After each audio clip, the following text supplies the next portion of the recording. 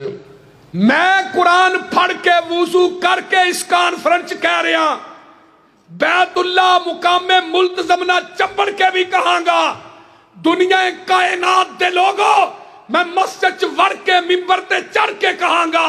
कि मेरे नबी ने अपनी जिंदगी के अंदर एक रकत भी रफुल यदैन करन तो बगैर नहीं पढ़ी। बिस्मिल्लाहिर्रहमानिर्रहीम सल्लल्लाहु वस्सलामु अलैका या सय्यदी या रसूलल्लाह व अला आलिका व अस्हाबिका या सय्यदी या हबीबल्लाह सल्लल्लाहु तआला अलैहि व आलिहि वसल्लम। मैं इस वक्त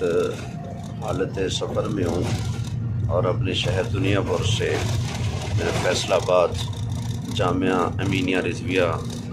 के लिए रवाना हो चुका हूँ। तो अभी मुझे एक वहाबी आलिम मौलवी यूसुफ पथरूरी साहब का एक वीडियो क्लिप का एक छोटा सा टुकड़ा सुनने को मिला। पहले भी ये क्लिप मुझे शेयर किया गया कि इसका जवाब दें,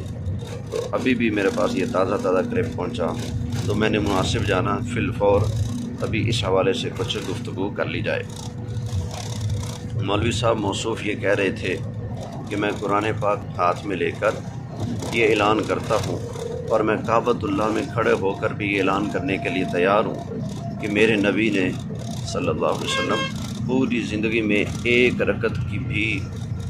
रफ़ुल यदैन के बगैर नहीं पढ़ी। यानी कि मौलवी साहब ये कहना चाहते हैं कि नबी पाक अलैहिस्सलाम हमेशा जब से आका अलैहिस्सलाम ने नमाज़ पढ़ना शुरू की और वफ़ात शरीफ तक नबी पाक सल्लल्लाहु अलैहि वसल्लम हर रकत में रुकू आते जाते रफ़ुल यदैन करते रहे हैं। ये मौलवी साहब की गुफ्तगू का खुलासा है। तो मैं अर्ज़ करूँगा कि कसमें उठाने से और कुरान हकीम उठाने से और साथ साथ झूठ मिला लेने से तो काम नहीं न बनेगा, बात तो दलील से बनेगी ना। तो मौलवी साहब बिस्मिल्लाह कीजिए, पूरे ज़ख़ीरा अहादीस में से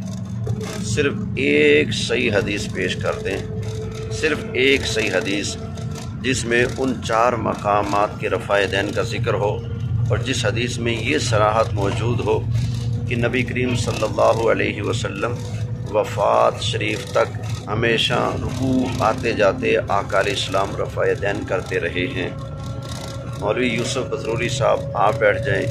आपकी तमाम वहाबियत बैठ जाए, पाकिस्तान से लेकर नजद तक जितने गैर मुक़ल्लिदीन वहाबी अहले हदीस हैं सारे के सारे सर जोड़ कर बैठ जाएं और ज़ख़ीरा हदीस में से सिर्फ़ एक सही हदीस ये पेश कर दें जिसमें ये लिखा हो कि नबी करीम अलैहिस्सलाम ने ज़िंदगी की आखिरी नमाज तक रुकू आते जाते हमेशा रफ़ा यदैन किया है। बिस्मिल्लाह दलील पेश कीजिए इस पर। हदीस सही पेश करनी है, मौजू मन गढ़त ज़ईफ़ रिवायत लेकर ना आइएगा, ऐसी हदीस लेकर आनी है जो बिल्कुल सही हो।